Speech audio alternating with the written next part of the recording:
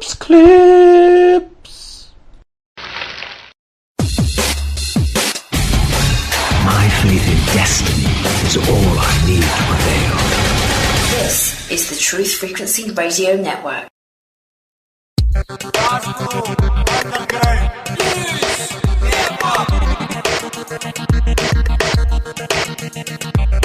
Coming through, needles up, quicker past to heaven. Recent politicians feel as fast as golden safe. I hope your lions burning fires. What you've done to this place, And I can't take no more. Okay, welcome everyone. You're tuned in to this week's broadcast of GUNN, Glasgow Underground News Network. A big thank you to Days from Fractal Distractions. New theme music uploaded at the start of the show this week, Days. I know you provided that a few weeks ago, but it's great to hear it going out live to the masses. Tonight we've got a full house, folks. Obviously joined by my usual sparring partner, Kip. And along with Kip tonight, we also have Marty, we have Days, and we have Jai P, who was along for our first ever show all those weeks ago, who had the cheek to call the info gimp at the time, but he is far evolved on from that now, so it's great to have all the guys on board. Here, Kip, how are you, mate? Kev, you need to be quiet, man. You heard what we were saying before the show. Me and JP were just arguing, so for the time being, he's the info gimp. Well, that's something for the audience to look forward to. We're going to get into a bit of a debate tonight by the sounds of it with Kip and JP. They've been looking at the Cestui Que Vie Act. Is that right, Kip? I murdered that. Aye, well, it's the Cestui Que Vie Act of 1666. 1666 being the time of the Great Plague, the Fire of London, and an act put through Parliament which is still in place today, which declares everybody dead on birth, thus creating an estate and the corporation under your legal fiction name, which is property of the state, and that's why you literally are property of the state, and they do own you. So JP was the first guy that ever brought my attention to this. Recently, I heard it come up in a video I put out, where the long and short of it, he was talking about the birth certificate, what happens at birth, and how the con works, and how they literally claim your child as property. Although you get to take the child home, they document that child as their property, and you get a registration slip. You get a birth certificate, which is on bond paper. Now, people need to go and look what bond paper signifies. It signifies a bond, funnily enough. What's creating this bond? It's the Act of 1666, which creates the corporation, the legal fiction, which creates an estate. Jesus, I've got like a phonetic way of saying this. A Cestui Que Vie Act of 1666. And then, Kev, bouncing it over to you, we were talking about how, just out of coincidence, we know how 9/11 isn't significant at all in occult circles at all. We know how 1666 and even the 666 isn't significant in occult circles, and even more significantly, the 1.666 is part of the Fibonacci sequence, which relates to the golden ratio, which some say, and arguably explains a lot, if not everything, that we see and is around us, Kev. I know you know a lot more about it than me, man. I wouldn't say I know a lot more, Kip, but the golden ratio in the Fibonacci sequence, it literally is seen all around us, especially in nature, from trees, the way they grow, the spacing between the leaves and the branches. It's all mathematically tied to this Fibonacci sequence. And you correctly said, right enough, Kip, at the very start of that Fibonacci sequence, the ratio between the numbers, which would be 2 and 3, is 1.666. Now, as you go further on in the Fibonacci sequence, it does come down closer to the 1.618 of the golden ratio. But that 666, very, very key number, as we all know. And and this goes back and relates to the fact that a lot of people are saying what we are saying here, Kev, but nobody's trying to draw the conclusion between the year 1666, occultism, the numerology that goes along with that. They pick and choose dates, 9/11, etc. I mean, I myself have talked about Glasgow, George Square, 9/11, George Square. Go and check it out next time you're there. Kip, there's even Martin as well. Martin, welcome to the show, man. What were you just saying there about Isaac Newton in 1666? Yeah, it was also the year that they used prism to split sunlight into the component colours of the spectrum, assisting an understanding of the nature of light. So I don't know if you see that as a coincidence with the 666 and Lucifer light. And I don't do coincidence, Marty. It's always coinkydink. There's no such thing as coincidence in this universe, I don't think. Well, Kev, I think we also should just go over what else we're also going to go over on the show. I want to speak a wee bit about. I need to get this guy's name. I will get the guy's name. The video that I put out on my channel. Can't even remember the guy's name. It's Roger Hayes, Kip. No, not Roger Hayes. Oh no! Did I get the wrong one? No, not Roger Hayes. I want to speak about his video as well. But there was another video I put out, and that was about the birth certificate, how to claim your divine proportion, basically about how to become a free man. This guy's talking about. And how to, and this relates to the Cestui Que Vie Act of 1666, because that declares you dead, lost at sea for 7 years, I believe, and if you don't register yourself alive before 7 years, you're basically lost property and never to come back from sea alive. JP, you'll expand on it a lot more than me, I know, mate. Is JP there still? Sorry, I was muted up, everyone. Yeah, no, I do intend to, I actually intend this evening to go into the history of where it all sort of came about. What I'll be looking at is its correlation between your act there and maritime admiralty law and how that all sort of ties in with the birth certificate as well. So I'm going to explain that and try and decipher some of the double speak for the audience out there. That's my ambition tonight. I'll put that back to you. A very easy place to start, JP, and then you can expand on it, would be, well, you're classed as a vessel, right? That's probably a bit more complicated, but you come out the birth canal, ships are birthed, it's all admiralty law, you come through the birth canal, so on and so forth. So But Kip, how practical is it, say, me and Anne were to decide to have another child? How can you actually go about not falling into the system? Can you just do away with going and getting registered? Is there any way around this? If I can interject there. Yeah, definitely, JP. Well, as it stands, in the language of legalese, when you're asked to sign the birth certificate, it says that if you don't do it, you may get an £80 fine. This is because they cannot, in legalese, must means may. So they say you must do this or you'll be charged money. What they're actually saying on the birth certificate is you may do this. Because the government can never tell you that you must do something. Everything has to be voluntary, and that's where everyone falls into the trap.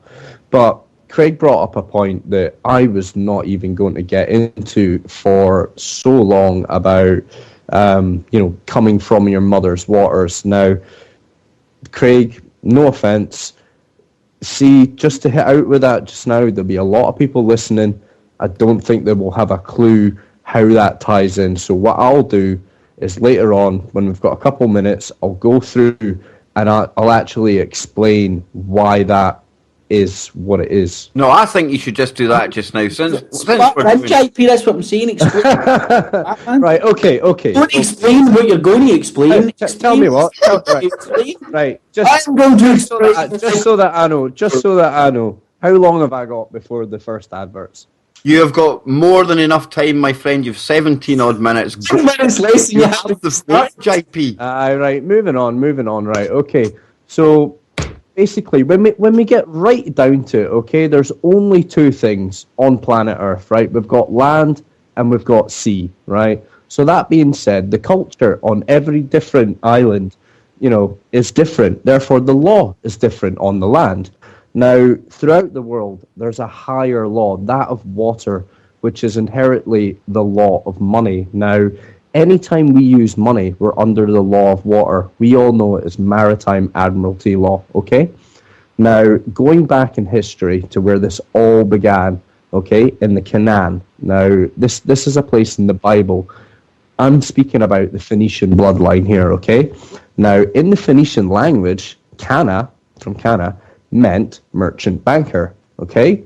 The very word mer, from merchant, comes from water, like mermaids, yeah?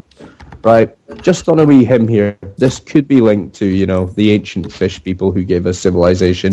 Who knows, right? Wanted to throw that in there. Now, just for our American friends out here, give you a wee example of what I'm talking about. See your Statue of Liberty there. Why does that have to be on water?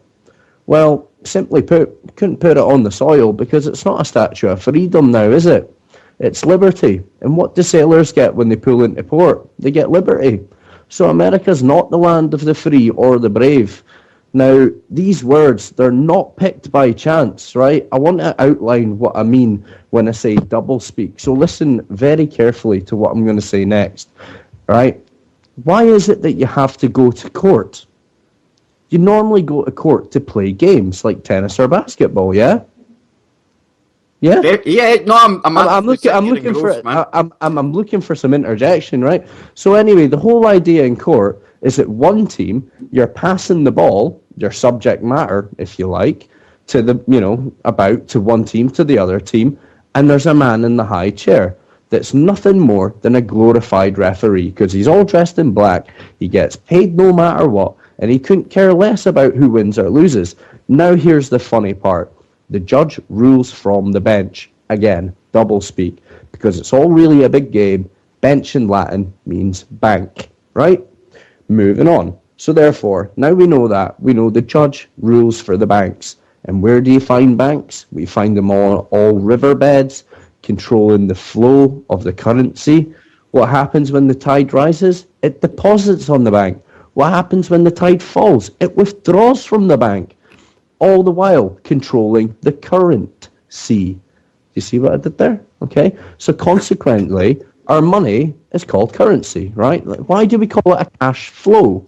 These are all maritime water sort of words, right? Now, think about this. When a ship pulls into harbour, do you notice that all ships are actually referred to as female? Yeah, that's correct. Yeah, I knew that. Right. Now, I'll tell you why, okay? This is because under maritime admiralty law, they are carrying items for money, like a woman would carry a child.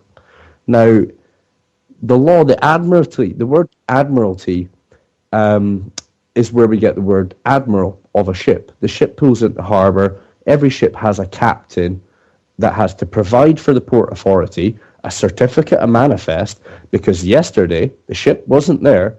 Now it's manifested. Products are coming off the water for money. So we've established that all ships have a captain. What do we call our income? Our capital. And capital in Latin means money. Again, doublespeak. So if the captain represents the money on board the ship and has to present a certificate of manifest for all and every items brought on board representing money, they all came in on water, remember, right? Now, moving to your point, Craig, I've just explained it all. When you were born, your mother's waters broke and you needed a birth certificate because you and everyone are all products. We're all cattle to these people under maritime admiralty law. Can I ask you something, Craig? Did your mother deliver you? I was brought with a stork, mate. Okay then. What happens when had sex? Right. All right, boys. What happens when you order something online? It's shipped to you, isn't it? The ship will deliver the product. So that's why when you were born, you were in a delivery room, right? You came down your mother's birth canal, correct? Oh, definitely. JP, you're explaining this brilliantly, by the way, Max. I've heard this a few times, and this is good. Now, really think about this. Sometimes mother have stillborn children, okay? So Big Brother lost money on that one. That's why we need a death certificate. And who has to sign it? The doctor. They always sign it whether you're dead or alive. All of these words are terms in maritime banking law. Another interesting one that I was going to point out is that not only us, governments, judges, lawyers, banks, all of that, we're all governed by this, but so are religions as well, because all religions are all denominations, products of byproducts, maritime admiralty law in their eyes, I must add. And the last and final thing I need to say, and this to you, have a wee think about this for, again, our American friends. See all those cowboy movies back in the day? Why was it that, prior to 1868, prior to 1868, two guys could go out in front of a sheriff's office, right? They could draw guns on each other and they could shoot each other because they were sovereigns. Until 1868, that's when they became the USA corporation, and everyone stopped being classed as sovereign. They were all classed as citizens, being governed by this law. And that's really all I know about it. So, any questions? Well, first of all, JP, I want to say thank you, because I've listened to that kind of explanation umpteen times. And I'm not just saying that because I know you, mate, but that made a lot of sense, man. So thanks for that, and I'm sure the listeners would have got a lot out of that as well. That's my initial thoughts on it anyway. Especially people that are aware of the legalese side of things and stuff. Brilliant. Yeah. I thought it was important to try and cover the doublespeak that goes on all over the place. There's an old Roman maxim that still applies to this day that basically says that, he who let himself be deceived, let him. So you really do need to do your homework and read what the words actually mean, because in court they don't mean the same. Well, they really don't. Myself and Kip mentioned a Roger Hayes video earlier on, didn't we, Kip? And basically, we don't want to get up, without getting right into the meat of the pudding on that one just now, he's talking about bringing a class action against the banks, JP. Now, you rightly stated that the judge sits at the bench, and that is Latin for the bank. Yep. So how can you possibly take a case against the banks to the guy that's sitting representing the bank? Oh, well, that's the point. You can't. It's unfair. It doesn't make sense to me. I was just wanting to see what JP maybe had to say. Well, okay, my comment back to that is, why do you think that they were so scared of Roger Hayes that they had to put him in a secret prison, not let him even speak? And the only thing a judge done was utter his sentence, and that was him off to jail for a couple months. Don't you dare question us. Go and have a wee lie down in the jug. Yeah, that kind of sums up perfectly. I think that guy, well said. Well, he got on the wrong side of the judges when he arrested one of them, obviously. So it was no surprise that they're going to arrest him they're going to jail him every opportunity he gets. But he's now he is an icon for a lot of people, and he's a figurehead for a lot of people. If people don't know about Roger Hayes, this is the guy who took 600 people in Birkenhead to arrest a judge. Now, the video. Leader of the UK Parliament. The video Kev's talking about there is up on my channel. I was pointing out to Kev earlier on, and I've went through it and summarised what Roger Hayes is doing. Kev spot on saying there he is going to take a class action lawsuit against a mass one. So he's hoping everybody can sign up. I mean, everybody that's had a mortgage. What he's declaring, if you look at the mortgage fraud, when you go and get a mortgage, say for £100,000, that bank is meant to lend you £100,000. It's the difference between lending money and creating credit, basically, Kip, isn't it? Well, this is it, Kev. So they're meant to lend you £100,000. Now, if they're lending you £100,000, they're saying to you, right, well, I'm going to lend you £100,000, so I'm going to charge you interest. Now, that's the contract you sign with them. But what it turns out in reality is actually happening is they are not lending you £100,000. A bank could literally dish out as many mortgages as people wanted. I think one of the things that catches them out, Kip, is the signature, isn't it? If you just give I was going to just signature, about say that. it's one signature for credit, and yet you need the two signatures if you're borrowing money, because you need the borrower and the creditor to sign that. Let's start at the beginning, right? Because if you take it for the start and end up with it at the end, it's a good flow, right? So you've got councils nowadays, like Southend Council the other day mentioning that they're going to push for same powers as police of search and seizure. That means they can come in your house and take your money. Councils are saying that they have the power to fine you. If you go to the Bill of Rights of 1689, they don't, but that's meant to be in the British Constitution. But so what judges are now saying is we don't have any common law, we don't have a Bill of Rights, we're governed by laws and statutes. That's a fact. So like, there's no going in and saying I'm a free man, blah blah blah blah. Roger Hayes has tried that stuff and he's ended up in jail. That's what's going to happen to you. Roger Hayes even says that to other people, doesn't he, Kip? He's like, you need to be very, very careful because the judiciary are corrupt, so they're just going to make up rules to hang you. This is the thing. So you can throw anything you want at Roger Hayes, but this guy has served time for doing this stuff. Judges. Think about the, as you were saying, he went in with 600 people at Birkenhead.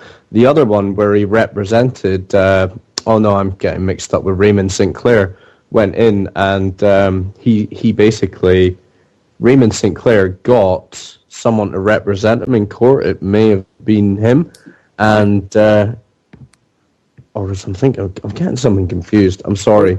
I really do apologise. I'm just going to finish this, JP. Right, so you've got the way they got round of by the Bill of Rights saying no man can be fined without a jury of peers, right? Without a judgment of peers, right? So that's a judge or a jury saying you're fined, but they got their way around that by claiming it was a penalty charge notice.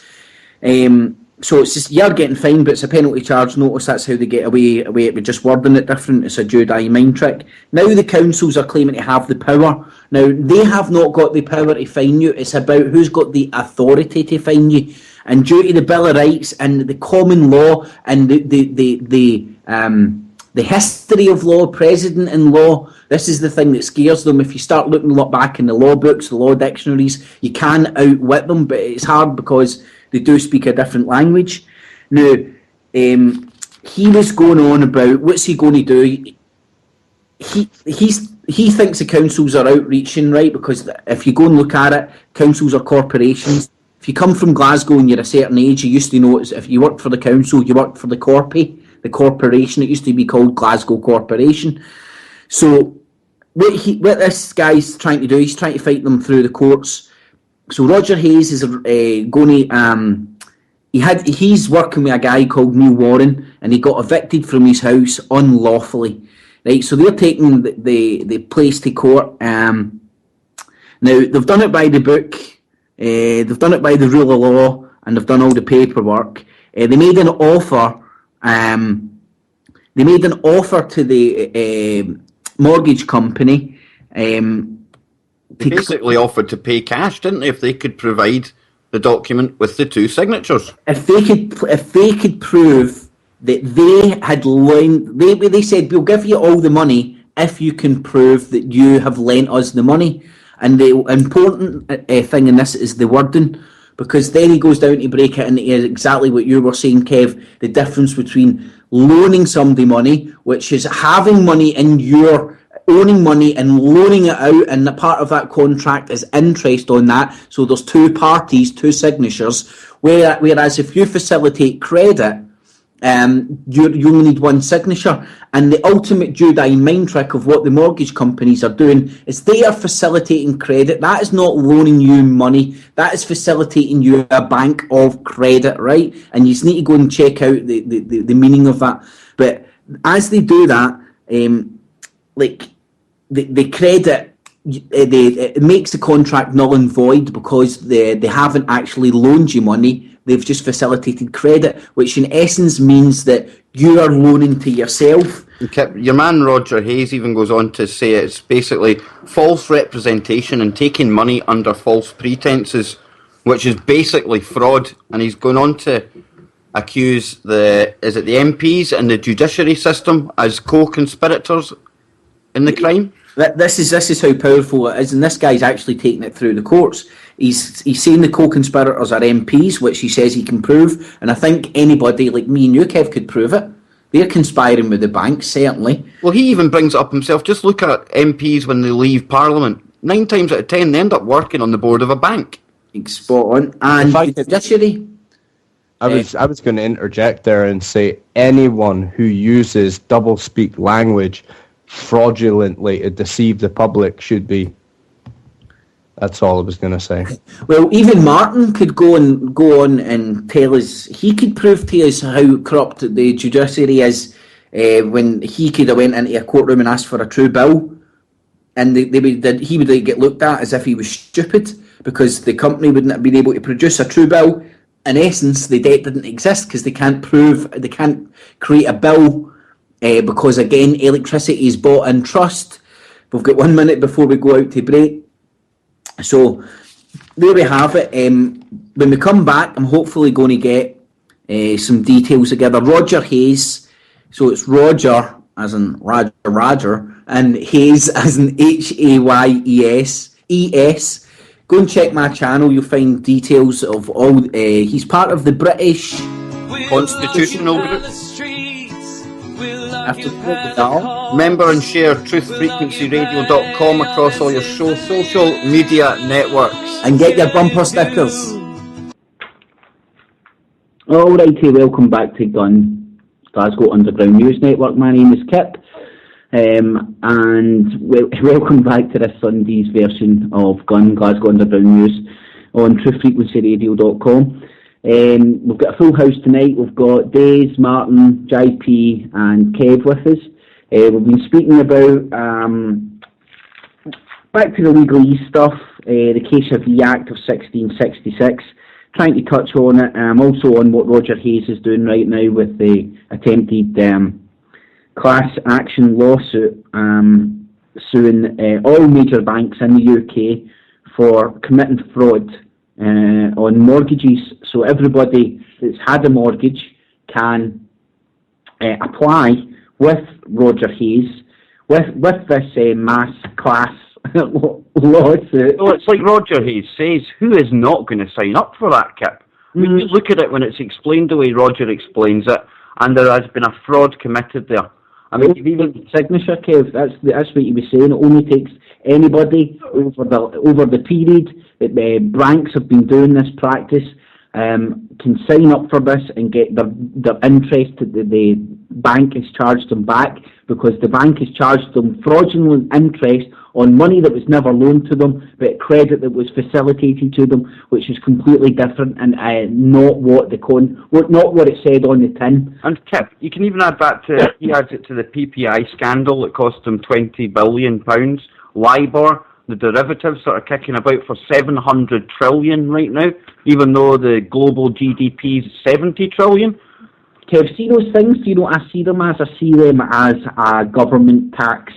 Same way the HSBC, God knows how many billions, though they got fined for getting caught money laundering for drug cartels in Mexico. And it wasn't as if they were like, oh, we get caught, we didn't know what was happening. It was they were red, effing handed, laundering money for drug cartels in Mexico, and I think it was through Bermuda or the... Well, Kip, when you talk about that, I don't know if any of the listeners have watched the film Mr. Nice, and it's is it Howard Marks, the drug dealer back in the 70s? He shows you, he goes into the Bank of England with a case of money and just drops it on the table, and the banker turns around and says, this is how we do the real business in the bank.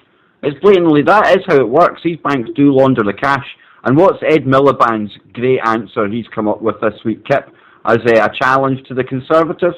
To combat the big banks, the best way forward is to create what? More big banks. That's what we always need. We need, and no, do you know what we need? We need this super whipper bank that will come in and beat up the big banks until the big banks are a bit smaller. Then we can I don't know. Just They might as well just rename the city of London Pakistan. Days has died on Mike. You know what I mean? It's okay. Choking to death there. fly. Days, you alright, man? Or you just choked to death? But what were we saying there, Kev, about the Oh, bank? fucking hell's that mic on? It is, mate. I just had a drink of water there, man. It went down the wrong way, sorry. That's alright, buddy. I thought I was going to have to, like, fire myself across the router and give you some kind of Heimlich manoeuvre, man. Sorry, I apologise, my line was there as well. Just right now, we have to tell the listeners, we better look out for Days, because he obviously is the biggest toddler in town. He's sitting wearing a onesie right now. That's a big Oh, man. throw for adults. Oh, it's all oozing out now, man. Ah, sorry. Take your sippy cup, Days, you'll be alright. What a start, what a Yeah, start. Kev can't talk. He's got a jacket on or something indoors, man. Because it looks cool. It's my gay exchange body warmer.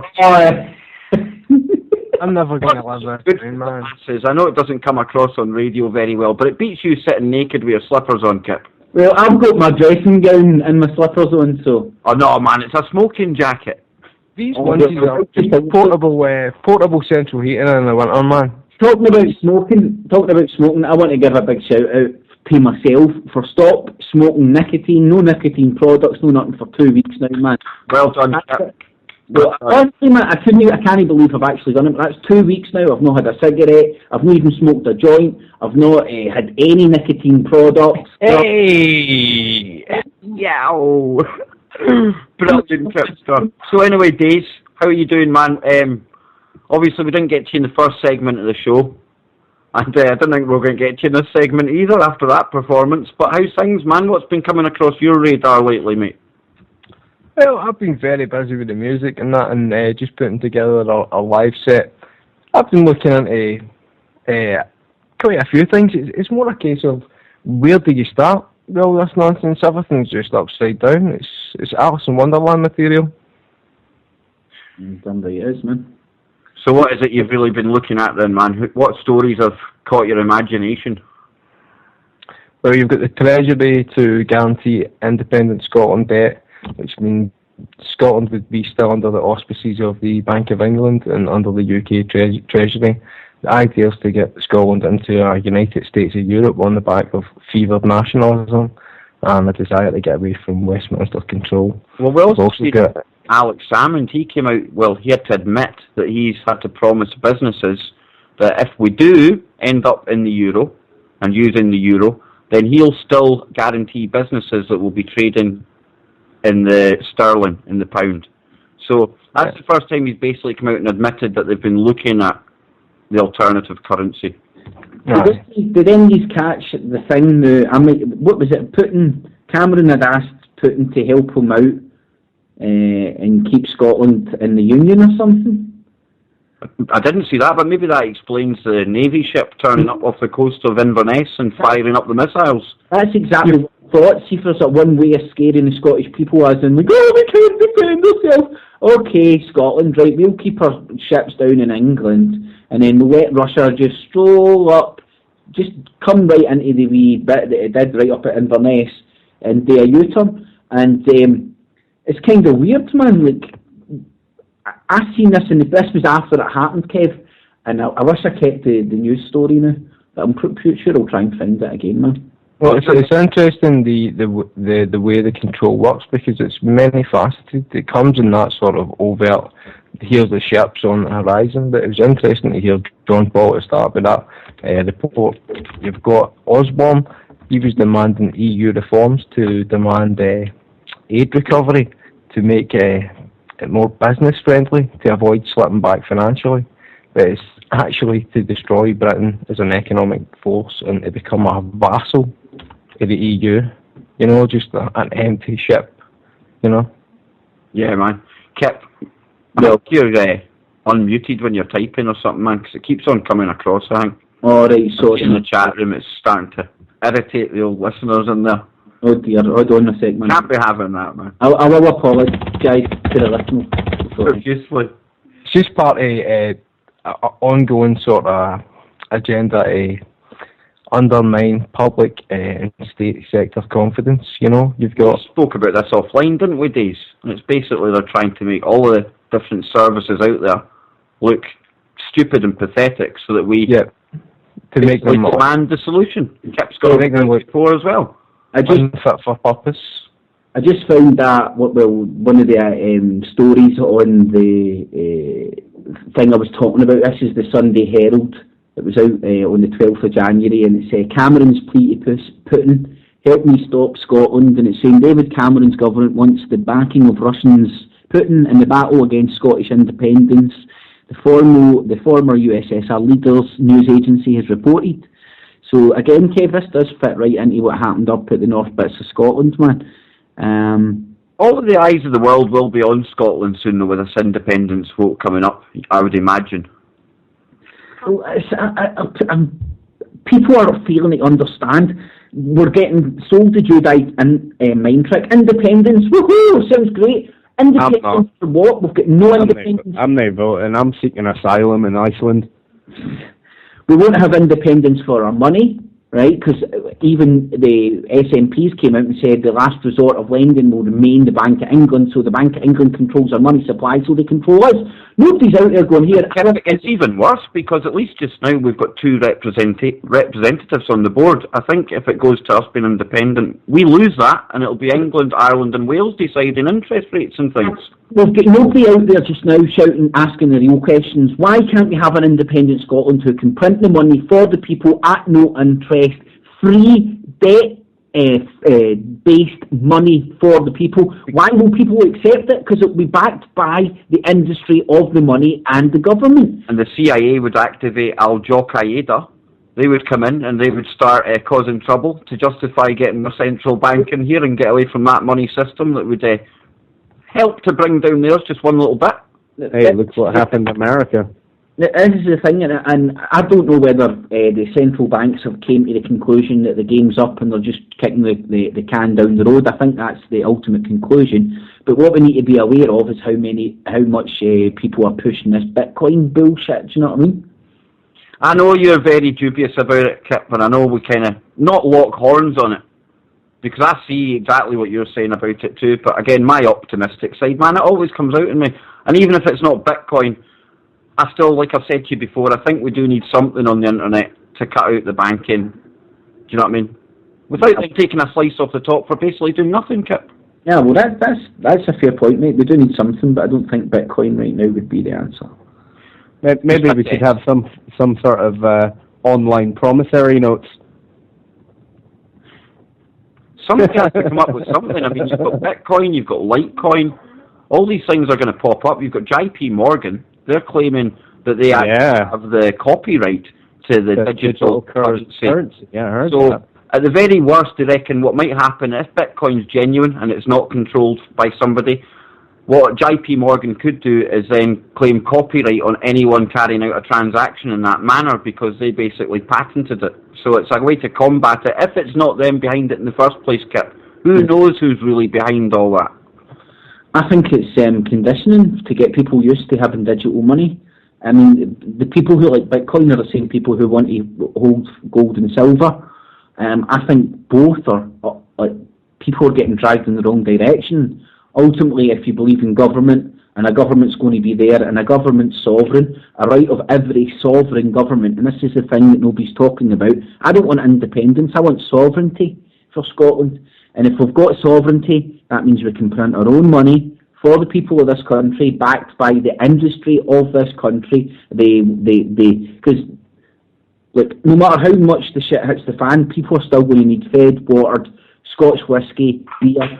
So Scots have always been the inventors of the world. We can get back to doing that. Even the gaming industry right now, look, that's quite based in Dundee, Rockstar Games.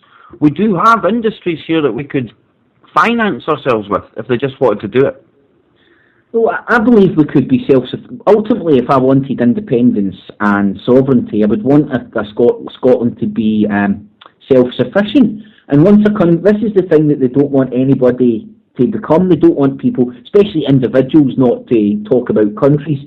First of all, it was stop the individual from being self-sufficient. Then they need to be at the state's team. Then they need to stop the state from being self-sufficient. Then they need to be the World Bank's team. so on and so forth.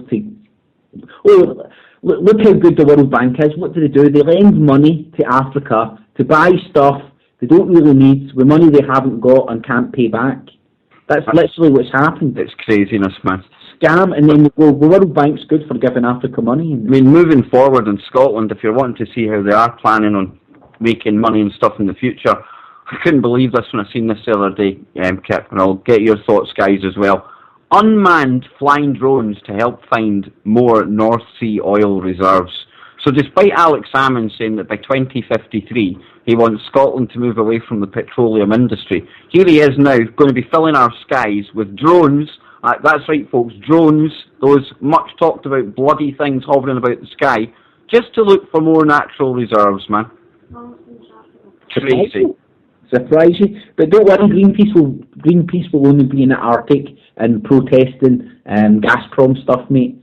See, maybe they want Scotland because it would be like a good base for sending their ships into the Arctic.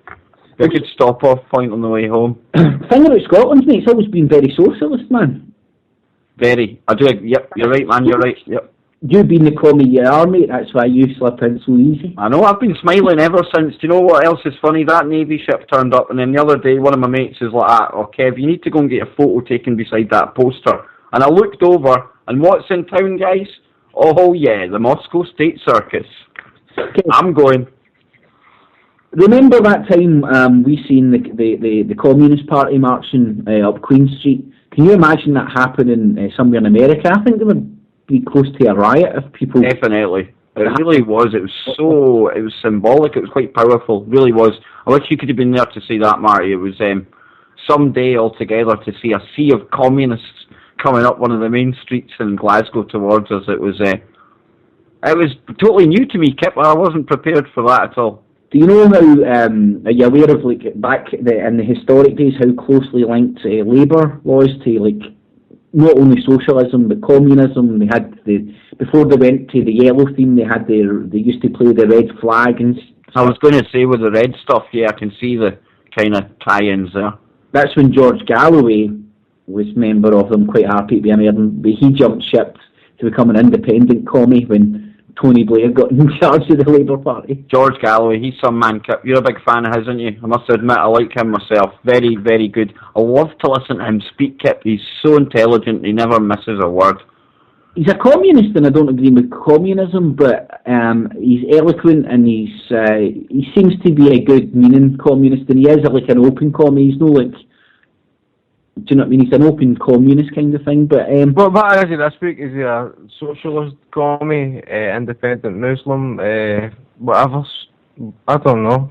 Whatever he wants to be. Are you suggesting that he takes up the flag of the minority groups from time to time, Days? Mm-hmm. Far be it for me to suggest that, Mr. Baker.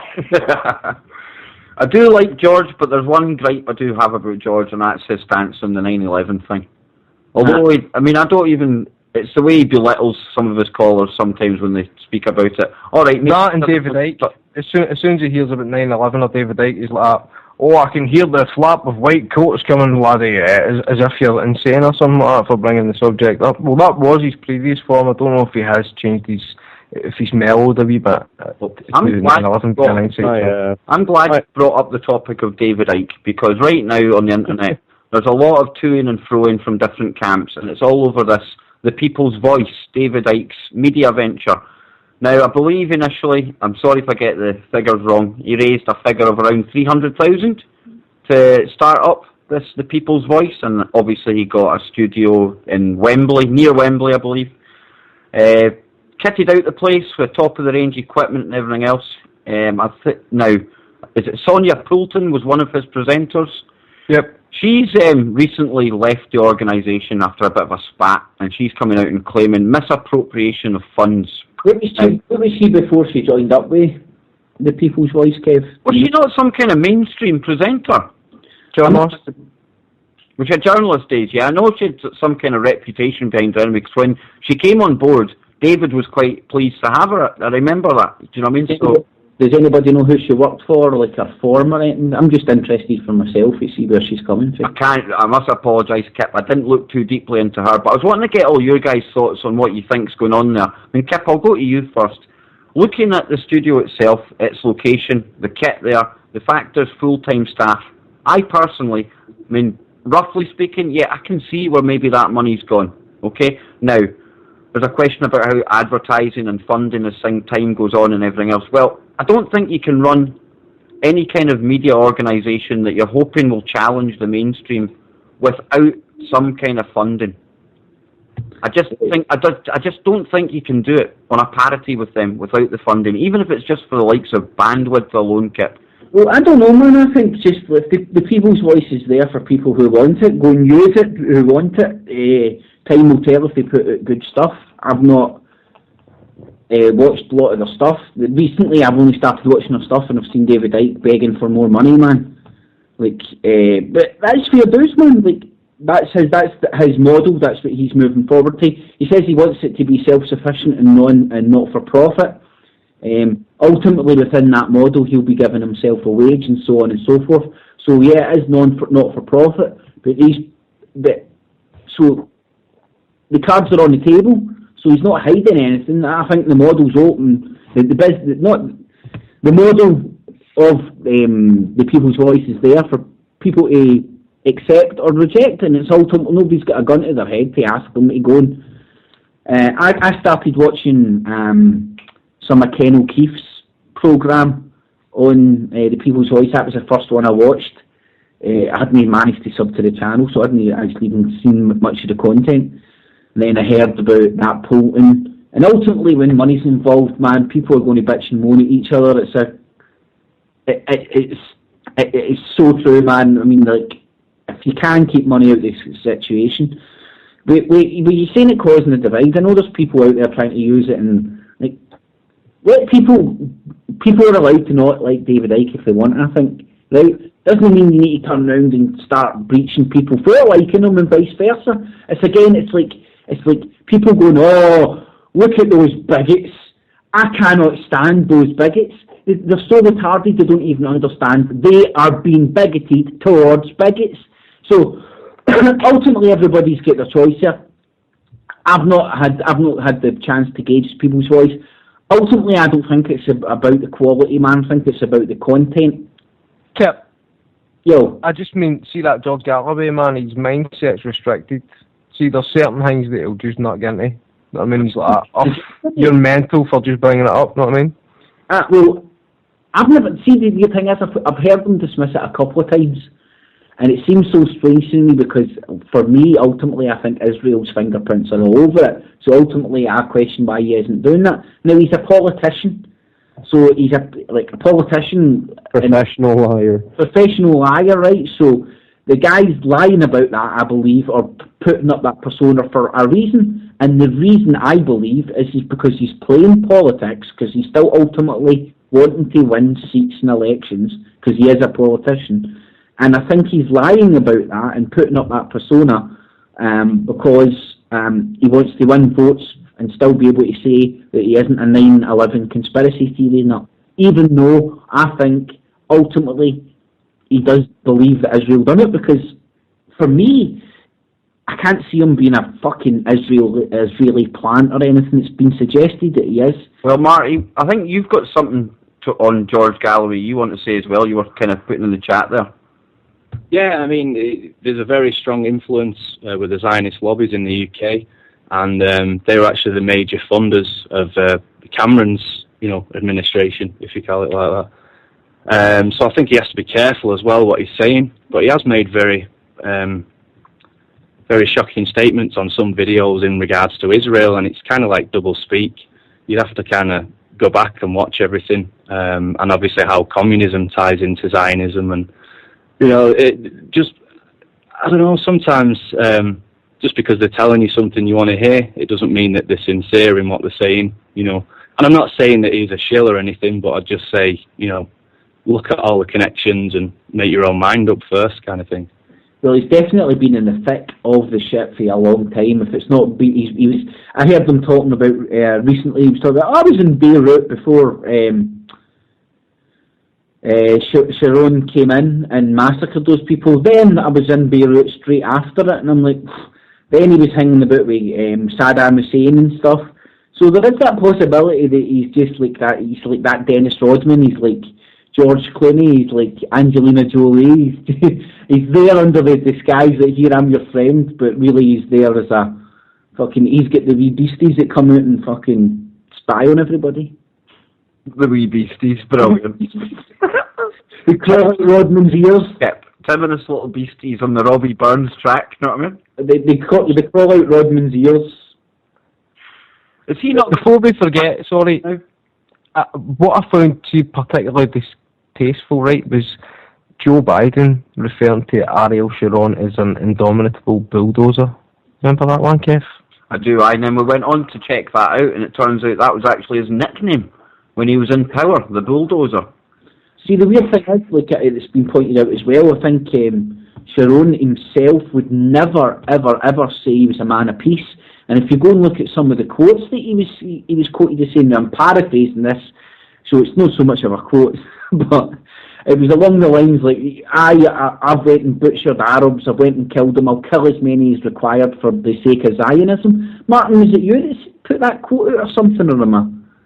I put something out about his, "We control America" statements that he made back in 2001, but I don't recall that one you just mentioned.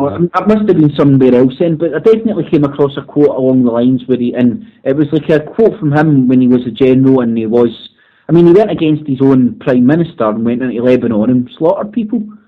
I think, sorry, Kip, mate, I think, see if you actually go and look at what a bulldozer means, see if you type in the definition here. What a horrible eulogy, you know what I mean?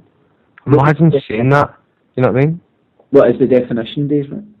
It's like, a bulldozer is a crawler, a continuous tractor equipped with a substantial metal blade, known as a blade, used to push large quantities of soil, sand, rubble and other such material during construction or you know what I mean? It's just like moving houses out the way with blades on the front of... it's just a horrible thing to say, Referring to the human bodies he's slaughtering as just rubble, more or less. Exactly, just collateral damage. Well, unfortunately, that's the way that soldiers are trained, and you know this yourself, Kev. If you're trained to kill folk, man, you're trained to put that way on the battlefield, unfortunately, and you have to, man, it's just there to kill folk. Either you or him in the end of the day, Kit. And I watched Lone Survivor, the film this week. I suggest anyone out there go and check that out. We're just going out after the break, I believe, Kev. Certainly are, man. Join us after these short messages.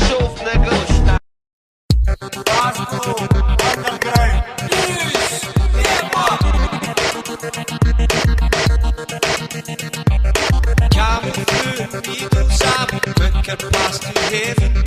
Recent politicians feel as fast as golden safe. I hope your liars burning fires. What you've done to this place, And I can't take no more. Okay, welcome back, listeners. You're tuned in to the second hour of GUNN, Glasgow Underground News Network, on the 19th of January 2014. Now, our friend tonight on the show, Days, a few weeks back mentioned the Internet of Things, and it jogged my memory, as I said at the time. And I've been starting to drill into this a lot more, Kip, and it's quite disturbing, some of the stuff I'm coming up with. Now, IBM, a company that is associated with the machines that were used at the concentration camps during the Second World War, basically working out who was fit to work and who was fit to die. They seem to be a big, heavy player behind this. Now, the Internet of Things, if you think of all the gadgets that we've got nowadays, think of the fact that most of them are Wi-Fi enabled. It's the connectivity of everything, basically. Now, IBM go on to basically give us a scary scenario of what your day could start off like. Now, basically, you'd set your alarm the night before. However, when you're sleeping, because of weather conditions, your alarm will readjust itself to wake you up 5 minutes earlier than it would have, because it knows that you're going to have to compensate for taking the ice off the car outside. Now, not only that, your temperature will be set at the optimum temperature for you. Your bath will already almost be running for you. Now, you jump out your car, you defrost it. On your way to get to the ferry or to go through the tunnel or something, Your car turns around and says, it's okay, Kev, it's okay, Days, you can chill out. The ferry's 5 minutes late today. So you get to work, you eventually come home, and you're taking something out your fridge, and you decide it's time to do your washing. But at the same time as doing your washing, you want to throw something in the microwave. Now, all these damn appliances in your house, what they're going to do, guys, they're going to talk to each other, and they're going to work out, oh, these 3 appliances on at the same time, this is going to be a drain on the power grid. So what they're going to do is, they're either going to threaten rolling blackouts for neighbourhoods to help conserve energy, or what you're going to find is, you're not going to be able to do your washings after certain times of night. Now, I know it sounds absolutely bizarre, okay, but if you looked at the CES conference that's just passed lately, the Internet of Things was the buzz term that was on everyone's lips, and it was showing you wearable gadgets, stuff like that. Now, just this week, worryingly enough, we had a study carried out by a university in America where for the first time ever we had an Internet of Things cyber attack. Now, basically what that means is a group of hackers were able to hack into a refrigerator, Kip, take over the router in that house, and then use that to set up a web bot. And the way I would explain that is, I put it into layman's terms, imagine they wanted to launch another virus like the Stuxnet. They could do it from your computer in your house, and you'll be the one getting the blame for it. And it goes so much deeper than this, Kip. It really does. It's like your smoke alarms talking to you, your fridge monitoring what you're taking in, what you're putting back, what you're taking out, what you're putting back in, right down to a toothbrush monitoring the acids in your mouth and then adjusting your diet.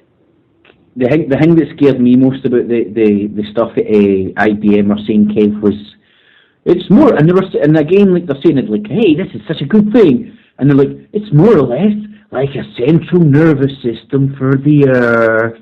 That is the exact term they use, Kip. The Earth will now have a central nervous system like the Borg of things, and Kip, the closing Skynet has finally fallen. Oh, Skynet is here, and the closing quote that I took from the IBM video from 2010 was, it's early days yet, but we are beginning to hear the planet talking to us. Now, I don't know, but at a time when the NSA spying and everything else is out in the public, it's out in the open, and then you're seeing IBM talking about stuff like this, and then you look at people queuing up to go and get the latest iPhones. This is scary stuff, guys. You won't need the phone soon. You'll have your smart contacts lens. Man. Well, Kip, you can tell the audience about we were talking about the Google Smart Glass before the show. I just want to finish that IBM thing, man, because that was so scary, that advert where they're saying like the street will have sensors in it, so if a pump fails and there's a flood, the street will be able to do something about it before the police arrive, and then ultimately they get to a stage where they say, and then I think along the lines of like, you'll get used to not expecting to know exactly when the bus is arriving. Yeah. As if you're just. And Kip, you'd have seen the pyramid that they came up with as well. It's like a common thing that these programmers talk about. It's DIKN. And what they do is they draw a pyramid. And at the bottom tier, basically, they collate the data. And from that, they'll mine it, and they'll take out information. And from that information, they'll glean knowledge about you. And then over time, they will build up wisdom about every aspect of everyone's lives. Oh, lovely. They definitely put that in there for all us, man. There's no doubt about that. That's them winding us up, because that is it's like a tip of the hat, a little wink at us, isn't it? With knowledge, we'll take all your data from the world, from the central nervous system of the world. I mean, it was Alex Jones I first heard talking about this, but it's that voice, Kip. You hear that voice now on all the adverts. It's like a mad drone. It's like a robot. Hello, Kip. Welcome to your day. It's crazy. I've never noticed it so much as when they were saying about, and the Earth will have a central nervous system. And I was like, that is freaky, because they're talking about the Earth having a central nervous system, talking about making... Get to the point, Kip, where basically you will not have to think about anything, because it will come to you via the technology. And Days, I know you've looked into the Internet of Things, man. What do you want to chip in on this subject? Well, that'll be you with your smart contact lens in.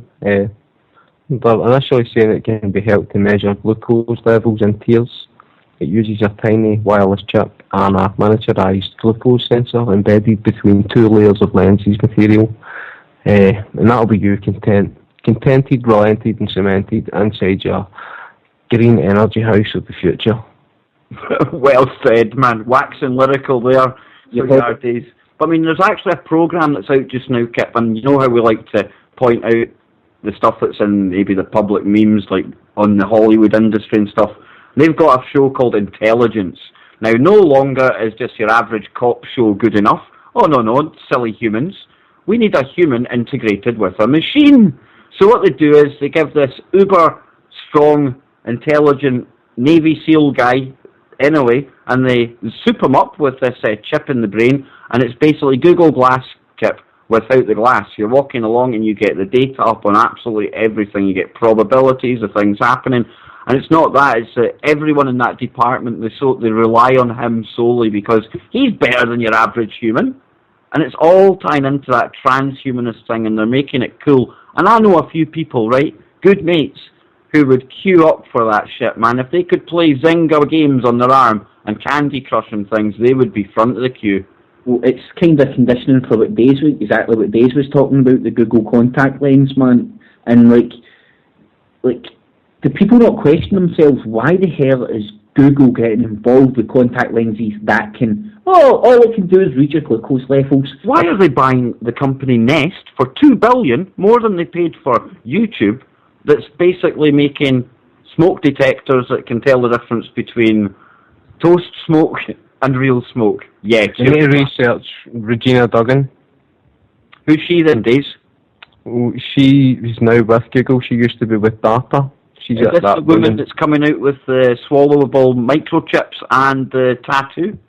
She won, mate. She's interested in authentication solutions, you know, where your whole body can turn into a authentication solution, you know. Could turn your car on, could lock your door, and that's the way it's going to be sold, you know. But the Internet of Things, people need to wise up to this. It's not even just Wi-Fi that they can tag things with, guys. They can do it by near-field communications, barcodes, QR codes, and even digital water spray.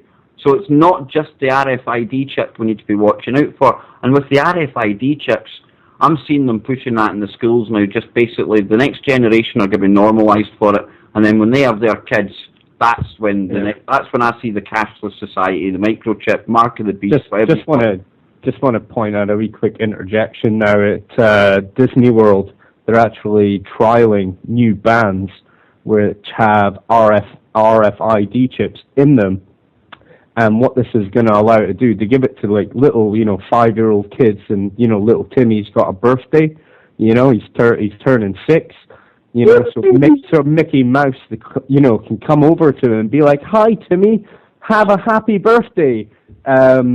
It's really scary. Not just that, JP, in the Epcot Centre, they're actually taking like biometrics of people and dressing it up in the name of science. And they've been doing that for a while now. Well, Deb, you were touching on the Google Glasses thing, and this woman got a ticket for having Google Glass on because you're not allowed to operate stuff while you're driving.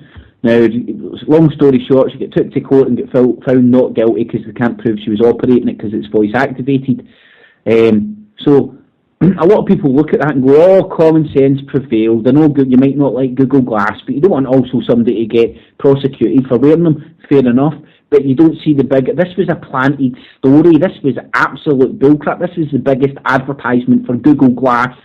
And this happened roughly about the exact same time as the thing that Days was talking about. I noticed on the mainstream BBC, the Google contact lens. So I take it you won't be getting Google Glasses in, Days. Kip, the other thing I just want to point out, mate, see before I forget, Smart Dust. Have you heard of that? Yeah. A system of micro electromechanical systems such as sensors, robots, or other devices that can detect. Let's go into Blue Land, Days, and let's start spreading them by chemtrails. That's not a million miles away, is it? Well, that's it. Tie the chemtrails in with the smart dust, I tie that in with the RFID, the Wi-Fi, the Internet of Things. And you can see that the 3D grid, it's a 3D grid, absolute control. A panopticon as well will develop, where even if you're not being watched, you'll think you are being watched, And that's exactly what they want, isn't it? You want you want woo-woo land. Has any of you guys checked out the video? I don't know how popular it is or isn't, but it's like Chem Bomb, and if it's genuine, it's quite, well, it is, it looks quite compelling, but it's literally a guy who looks like he's filming a UFO orb, but this orb then goes on to appear to explode, something falls from it, goes down to the ground, he's got it all in high def, and he tracks it to where it lands and stuff, so... now that I must see, man, that sounds absolutely...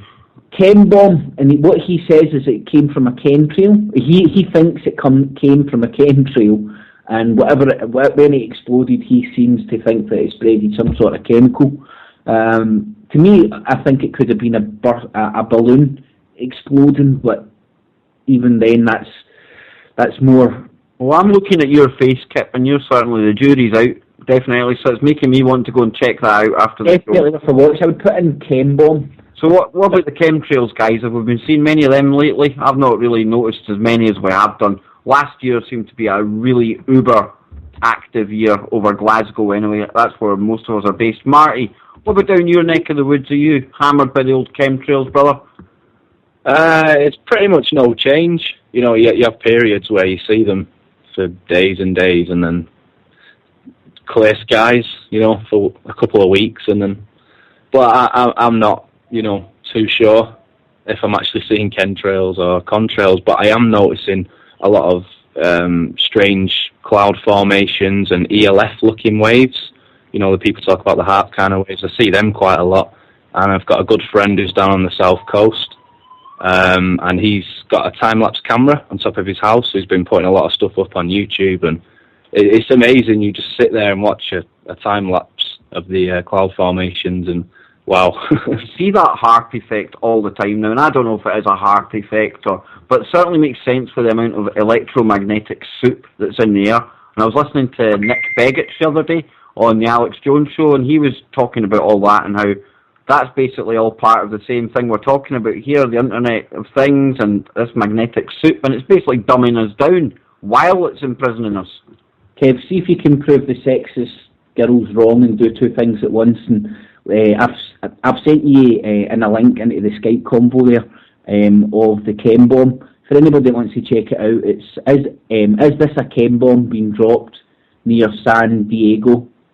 It's by a guy, Crow777, Crow with 2 R's. I'll check that out on the break, Kip. I've just got John up in the egg, our good friend of the show. He's assuring us that Glasgow is still bad for the chemtrails, and I know John's an avid watcher of the chemtrails, and from his house you get an absolutely brilliant panoramic view of the morning sky, and sometimes some of the pictures he posts, it's quite scary. The clouds, I don't know if they're clouds or they're just gathering of chemicals or what they are.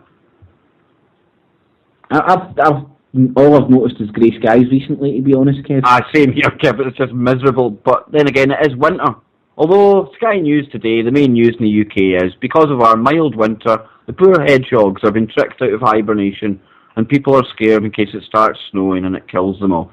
Right, obviously a slow news day, Kip. No, well, this is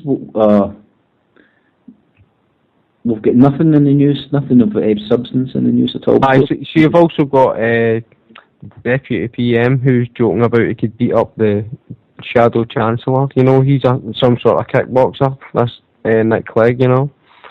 He said he could batter Ed Balls because Ed Balls got into a brawl with Douglas Alexander. It's just puerile, infantile playground stuff, you know, and these are the clowns that are running us into the ground, you know. They wouldn't last 30 seconds in the Ukrainian parliament days. Exactly. Any one of them want a square go, just come up to Glasgow without a lot of handballs, you know. Well, it's actually picked up over in the Ukraine again tonight, guys, and I've just seen there, John again sent me a link here. It looks like it's that time of year again. It's time for the North Koreans to have their bit of a sabre rattling. The headline on RT is, US-Korean drills are a rehearsal of a nuke attack on North Korea, and that's from their official puppet mouthpiece. So yeah, the wee man Kim Jong-un, Rodman's away, so he's decided he needs a bit more airtime, and he's rattling his sabre right on cue. It seems to be the start of every year that he has his wee moment. It's a wonder he's not testing a nuke or something. And everyone goes all deathly silent on that. Cheers for that, guys. I was sorry, I was in the middle of trying to answer something in the chat box for people there. We're all talking about chemtrails. So there's a lot of conversation going on in the bring it to us, JP. Bring it to us. What's happening, man? Well, no, I just wanted to comment my theory on it that HAARP and chemtrails are mixed, because my theory goes that within these chemtrails, if there are such metallic elements such as aluminum and barium, things like that, if these antenna arrays are able to manipulate, frequencies, waves and stuff, they can modify these things. And we've been seeing a lot of explosions in the sky, sonic booms and stuff, with no things. So is it possible that these chemtrails are being left by jets? And this is a bit far-fetched, I must admit myself, but is it possible that these chemtrails are being left there, line the atmosphere with a metallic surface or, metallic components, which can then be, say, ignited through use by HAARP arrays, which can, through frequency generation, even just generate the frequency of, the missing component to make it combustible? Right? Either that or just giving someone a very good idea on how to control us all. Because we've seen some weird stuff above the skies of Russia, and but what if this is what it actually is, and what if it's some sort of meteor defense program that we don't know about? Well, the very first time that HAARP was fired up in Alaska, it's Freeman that reports that very night there was a meteor reported that exploded in the atmosphere, right the very first time they fired up the full HAARP array. So I don't know if that'll send you further down the rabbit hole, JP.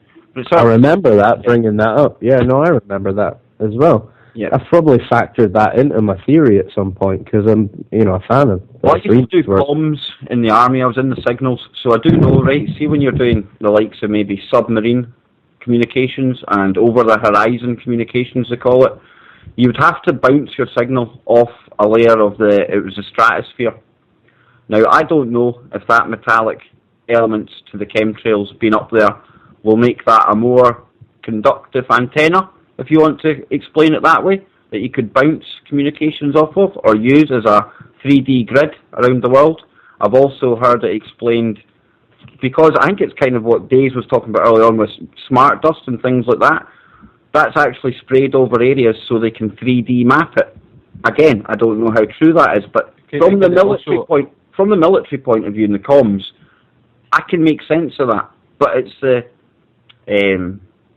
how would you put it? It's all the side effects of it. I mean, that's stuff falling back to Earth, and then you've got Monsanto taking advantage and coming out with aluminium-resistant seeds. I've heard the new chemtrails theory, and I think it sounds the most plausible one to me yet. I think it's like an elite billionaire somewhere who's got OCD, and he thinks everybody stinks, and he likes to Febreze everywhere. I think the best one I've ever heard was they're getting the atmosphere ready for the return of the Anunnaki. Geoengineering the planet. That's the return of the fallen ones. No, that is the correct term, geoengineering. But what they're actually doing is, well, a little more of a grey matter. Terraforming, basically. They're basically changing the structure of the face of the planet and the climate. What, so you think it's for the Anunnaki as well, then, do you? No, I don't, mate. No, but I think geoengineering itself, I don't think it's anything to do with the Anunnaki, We've got comments in the chat box there saying, HAARP and chemtrails are related. They spray in places where they then use HAARP to modify the weather or cause earthquakes. Now, on that point from Jamie in the chat box, I was thinking there's been more than 750 earthquakes in Japan in the last, couple of years? And, it's on the verge of falling into the sea, let alone, with its nuclear reactors. They're having a real bad time over there. But yeah, have a look into that. More than 750 earthquakes in Japan and off the coast.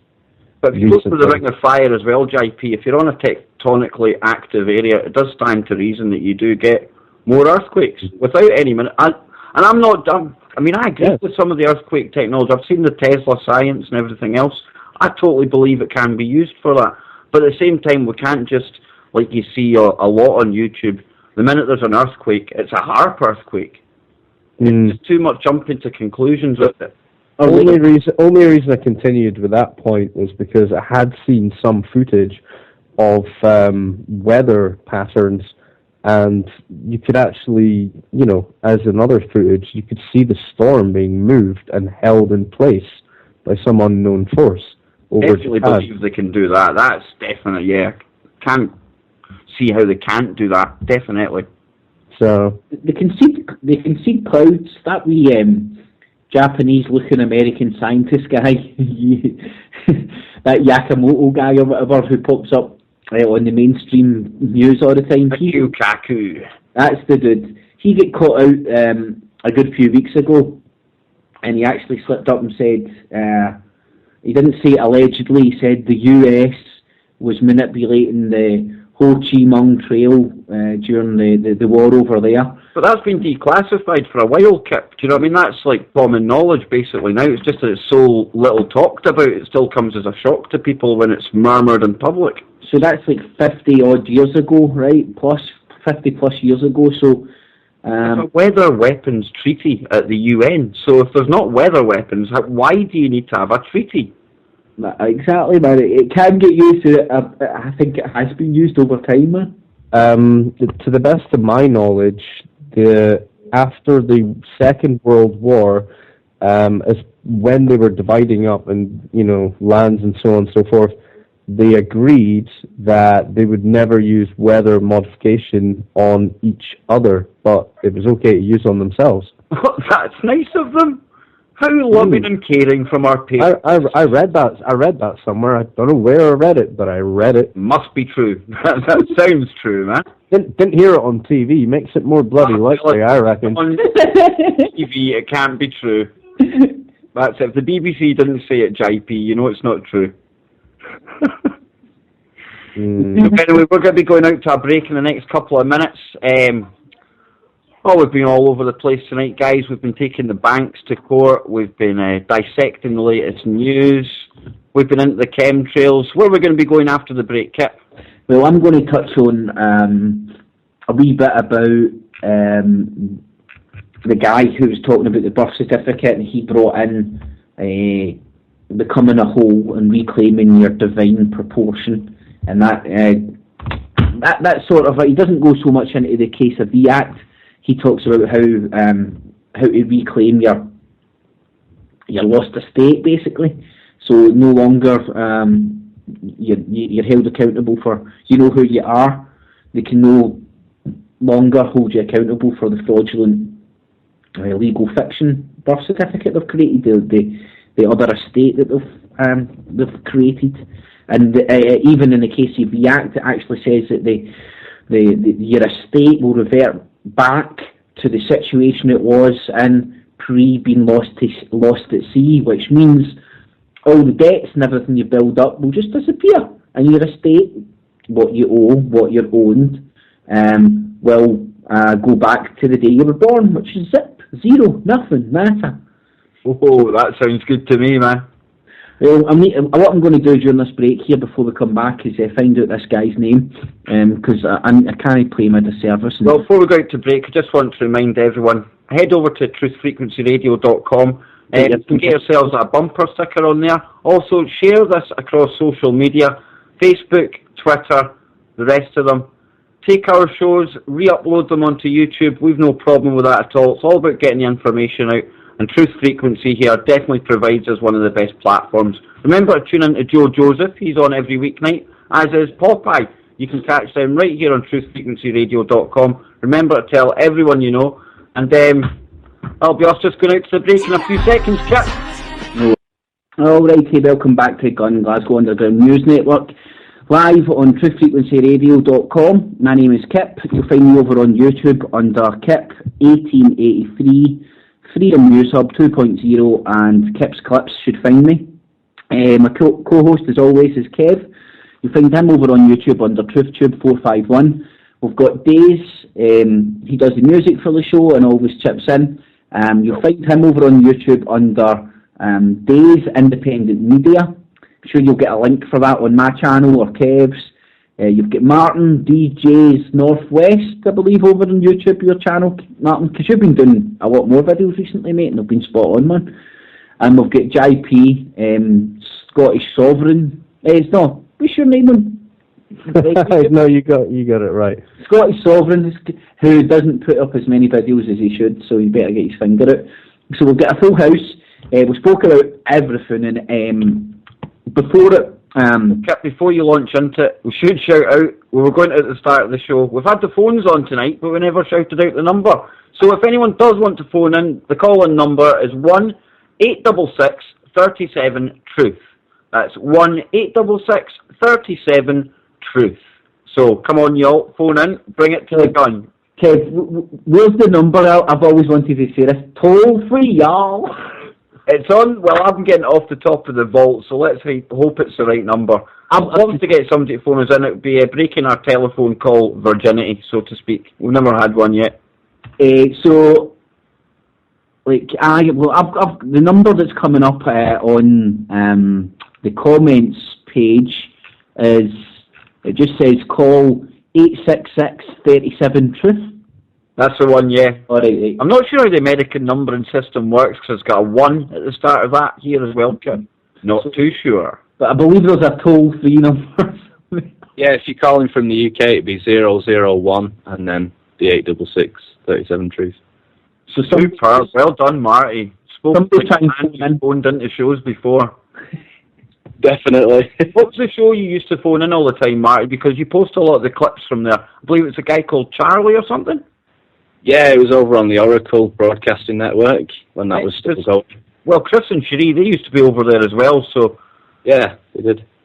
I used to listen to a couple of different shows on there. The Robin Freeland show as well, JJ. Some good info in the videos you post up of that show, but like Kip was saying, it's good to see you making more videos where you're talking, because that, like I've said umpteen times to you, you need to be doing more of that, man. You really are switched on. You've got right talent for it. Same with Days. He goes right deep down the rabbit hole, man. Martin needs to get more footage of his mate, Paul Joseph Watson, man. And Kip, it's all about everyone doing their little bit. It doesn't matter if you're the best in the world at doing it. It doesn't matter if you're the worst. Just get doing it. There's somebody out there will latch on to the information that you're presenting. It'll be relevant to somebody. And in my opinion, while people are waking up right now, that's what we need to do. The least you can do is show a resistance, man, some sort of resistance. You don't need to go out and fight anybody, man, but even just speaking out and saying that you're not happy about it's better than sitting idly by and ignoring that it's not happening, because it's coming more apparent to everybody that you're getting shat on and you're enslaved by people with lots of money who don't really care about you. Just going to interject and say that as a Scottish sovereign, I am fighting the system. I am actively engaged in not paying my TV licence, a few other things that many people would not agree about. But that's the BBC licence is back. That is the bottom of the pile. That is the tip of the iceberg. You know, there's just so many things. Right, I'm fighting council tax, bedroom tax, electric contracts, the lot. Going to be in court for all of them at some point down the line. But, you know, that's my choice, and I want to fight the system, and I've been learning the legal system for when my day in court comes. And I'll probably end up in a 6x8, but you know what? I'll have had my day in court. That's all I want. Just make sure you keep your camera on you, and just know your rights, man. I think I'm going to bring along a court team. And maybe I can do something like Birkenhead, you know, and it's common law, it's blah, blah, blah. You know.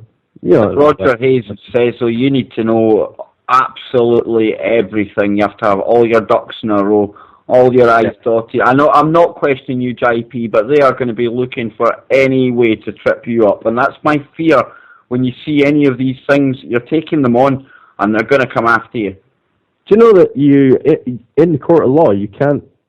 Sorry, am I still coming through? Are we having... Okay, I had an internet connection problem there. If I'm still coming through, in a court of law, you can't even look a judge directly in the eye sometimes because that could imply guilt. So what you've got to do is, you only look at the judge when you're talking to them, and immediately when you're finished talking to them, stop and look down at the ground. Because they can actually, through law, the judge can, take into account your body language and all sorts of things, It's just so deep. I don't know. Kev, just before we go out, man, I know it's often a bit of a tangent, but let's touch on what's happening in and around Geneva too. I don't know whether you're up in speed of what's happening. The latest I've seen on it was that one of the Syrian coalition groups were willing to participate in the peace talks. Yeah, what this is the result of the recent news that we've heard that Syrian rebels are killing Al-Qaeda, i.e. they've had enough infighting among themselves to get one singer, one song, one leader to turn up at these talks and be able to present a united front at these talks.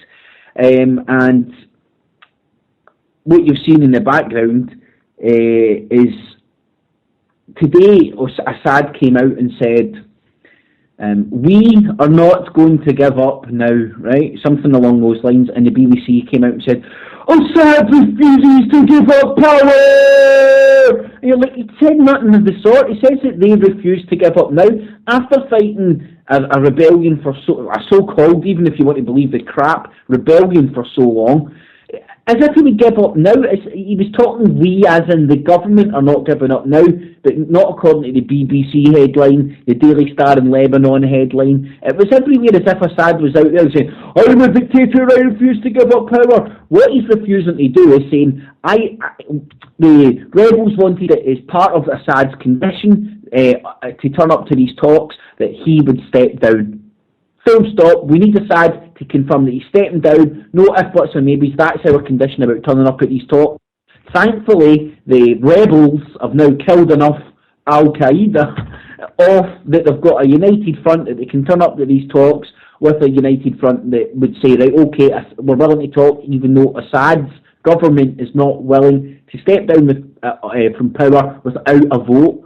I mean, people really need to see through the bullcrap of this. All I see happening there, Kip, is the poor Syrian people been stuck in the middle of all this fighting as this all rumbles on. Nothing is going to be achieved at Geneva 2. It's just going to be a bunch of those arseholes gathering in a room, talking for a while, and then back home, speak to the cameras, walk down the red carpet, nothing changes, mate. Well, look how much propaganda RT were pushing about Syria, right, before they eventually shook hands with the West and came to an agreement about the chemical weapons, so on and so forth. Then it's been a U-turn from RT. Obviously, they're no longer concerned about the innocent people getting slaughtered in Syria now, because they're quite happy for Assad to get in debt to Russia where they love bombs and bullets. And people have often told me, well, why can you say bad things about Russia and stuff in this conflict? They're on the right side. They're on the right side, but they're happy to look at it from a standpoint of perpetuating the warfare to allow the arms sales to go on. They're quite happy for a stalemate to exist, as long as they're not losing the actual war, because it's allowing them to sell love bombs and bullets to Assad, and the opposite goes for the other side as well. And I've seen a lot of, even over in Asia, Kip, with this China sabre rattling. It just keeps on the arms sales. These countries are all going to be arming to the teeth, and the same old players get rich, the military-industrial complex and the banks. Well, right now we've got an arms race happening. We've got China ploughing more money into their building a second aircraft carrier, which is a big statement in itself. And I mean, right now there is although Britain you wouldn't know it if you were British, because we are downgrading our armed forces and moving it more towards the European super army model, where we're all codependent, and if we want to defend ourselves against a chicken, we have stick a dynamite strapped to it. We all have to work together. The British need to phone the French to find out where the pigeon is. Then we need to phone the Germans to find out how fast the pigeon is. There's probably more chance of a chicken with a stick of dynamite killing one of us than an actual Al-Qaeda terrorist getting any of us, man. Well, do you know what I mean? I mean, people really need to... That's what I've heard somebody saying quite recently. Human beings are really bad at gauging risk. Now, there's nothing wrong with knowing that putting your hand in a fire is going to burn you, but we're controlled by fear, and people are less scared of taking a trip in your car than you are actually of Al-Qaeda, as you were saying, Kev. No, it's just Marty was saying something about China and Japan in the chat there, if you want to talk about it, Marty. What were you saying, Martin, about the islands, man? Well, China and Japan sparring over disputed islands in the East China Sea, and it's actually, some African islands and stuff.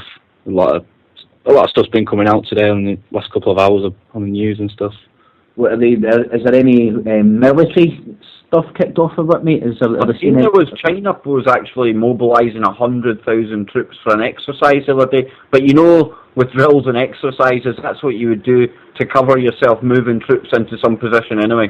Well, Kev, we've even spoke about this before. Let's call a spade a spade. It isn't a war drill. It isn't an exercise. It isn't a role play. It isn't funny. I'll have you know, we're ready in this drill. My 21st birthday, I was lying in a ditch outside Newcastle, waiting for imaginary invisible paratroopers to invade from the North Sea.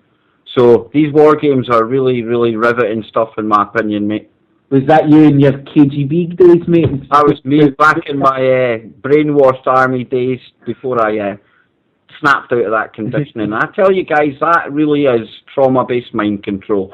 And I think the fact that when you come out of the army and you lose that conditioning, I think it opens you up to some of this information. So in a kind of ironic way, I can thank the army for mind controlling me, because without it, it opened me up to all of this, man.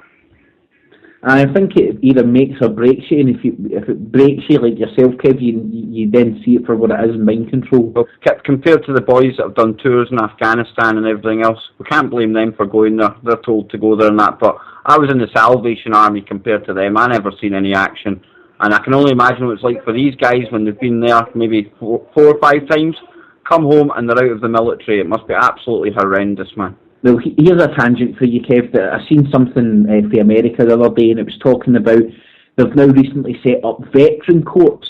Now, on the face of it, it sounds great, but again, there's a court for veterans who may be going to jail for doing whatever, and rather than going to jail, they'll get drug monitoring programs, they'll get put in a monitored house, so on and so forth.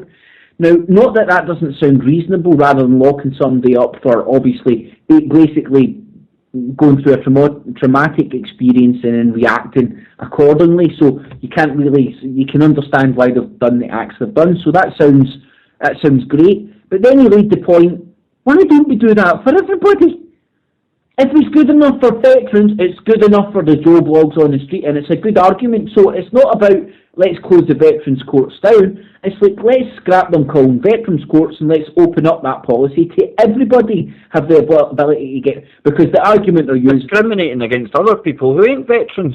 Well, obviously the argument they're using to sell it is it's more cost effective to monitor them in the community, so on and so forth, and send them to jail for like... And this guy's along the lines like ourselves, hate people when it's not a victimless crime. And the particular case he was talking about was a veteran who had actually knocked somebody over and caused them harm, but he get let out of jail and get put on a drug monitoring program, get given a house and stuff, and get told to look for work. And he's saying, it sounds more like welfare than that it does actually a sentence. Why can't we have this for everybody? So his point of view wasn't look how unfair this is. It was saying look how unfair it is to treat particular single veterans out for this preferential treatment. And look at how the elites view their tools in the army. I mean, Dave, I think we were talking about this before the show. They're viewed as dogs, literal dogs, and that ties into even the dog tags that they wear around their neck for when they're blowing. It's exactly what Kip was talking about as well with that act that means you're dead already. What was the name of the act again? Sorry, Kip. the Cestui Que Vie Act. I keep thinking C'est La Vie Act. I know it's C'est La Vie, C'est La Vie. There's an excellent video for Mark Passio where he's into it and he's describing how the elite describe us, well, just the normal public, as the dead, and the military and the police as their dogs. You know, the most... Even ties into the zombie conditioning that you're seeing from the military when they're carrying out their drills now. When they're carrying out drills against zombies, it's the Walking Dead, isn't it? so many insults, the privates and all that, and you could go on all night about it. You know, they're just degraded and insulted individuals that are cannon fodder for the dark occultists. It sounds like the guy that you're talking about there, Days, has been very close to the highest echelons, where they actually understand that people are classified as dead entities, i.e. making them the corporation, the corpse. Mark Passio, you need to listen to that dude, man. Wow. He is brilliant. We should also say to people on our show that apparently we're going on the show after. Well, I believe so. I was speaking to Chris Everard, of obviously the Chris Everard show, straight up after ours, the other night, and he was talking about the Knights Templar in Scotland and stuff, and I was obviously mentioning UKIP because that's your hot topic, and he said to us, well, yeah, let's hook up the second hour of his show, which I believe would be 9 o'clock UK time. Not too sure what time it would be. I believe it was 1 p.m. on the west coast of the USA. So hopefully, I've messaged Chris a wee while ago, but he's not got back to me. So hopefully we'll be popping up on there. If not, definitely another time, because Chris was saying he's well happy that there's more UK-based alternative media popping up. It just all ties back into what I was saying about everyone else taking up the mantle and going on YouTube, going on podcasts, get the message out there, man. Well, talking about that, is there anybody else that JP, Martin, Days, anything that any want to get out there before the end of the show? Because we're coming into the last 10 minutes, so I know it's all, we'll always get something we forgot and wish we had mentioned. Is there anything that you guys want to cover at all? Well, I could fly through a couple of things quickly. You had Cameron trying to humanise himself using his dead child, Ivan. That was, you know, it just shows the crass morality you're dealing with. You had Savile, you're now talking 1,000 victims on BBC premises, you know. How anybody didn't know that was going on, you know. You've had the average house prices in 43 areas have went past 1 million, possibly cause another wee bubble. Bad for those wanting on the ladder as well. I was just thinking about, we were talking about the weaponisation of words a while back. I was thinking, truth movement, that's a double. You know what I mean? Not only does it contend that the truth is on the side of that argument, what else is a movement? You know? Does your body have a movement? You know? After you have something to eat? I know what you mean, man. So, there's Francois Holland. His partners ended up in hospital. We were talking about that just before we came on, Kev. Who else is thinking that is total BS? Who cares if she's had a broken heart and a mad dramatic fainting session? Is it like a man has had a bit on the side? It's France. They do that all the time, man. It's like a 17th century Mills and Boone swoon she's had and ended up hospitalised. It was all right when he wanted to bomb Syrian children. That was quite okay. She carried on shopping and putting on her Chanel. But then as soon as he's found to be dipping his wick somewhere else, oh, dearie me. It's not too much. It's not too much. Oh, world news. Oh. I think it's there with the hedgehogs. I think it's all the charade to take your people's eye off the ball, what's really happening, because France are really taking the piss right now with their super-duper paratrooper tax, man. I mean, they really are taxing the hell out of that country. I'll tell you what else is ridiculous, kept talking to France, the fact that they've got a ban on fracking. Yet David Cameron, he's bribing councils over here to the tune of 100% business rates can be kept by the councils so long as they let in a French fracking company. So they're banned in France from fracking, but they're coming over here and Cameron's openly bribing the local councils by saying you can keep up to 1.7 million each that's generated with these licences. And we've had 172 fracking licences granted already, with up to 50% of the land mass of the UK set to be fracked by 2020. In case some people aren't aware of what's already been put in motion when it comes to Europe, it's been divided up, the industries of Europe has been divided up into regions, countries. Each region has been given a task to contribute towards the United States of Europe that have openly came out and said that they're planning now.